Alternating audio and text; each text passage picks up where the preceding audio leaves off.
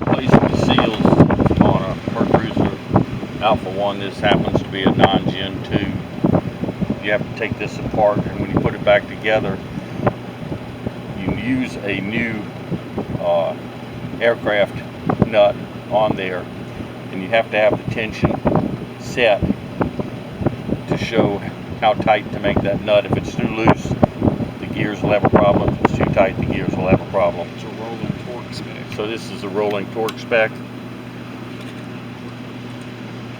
and you tighten or loosen it, and if you watch the needle, it's hard to do on the camera, it needs to be in between those two marks right there on this particular unit.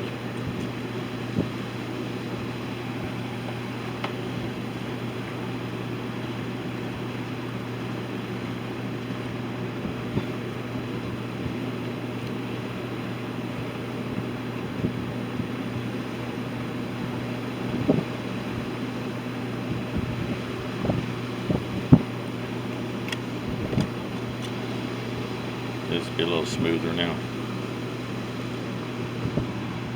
As you can see, the needle stays between the two marks, and that's how you set the rolling torque.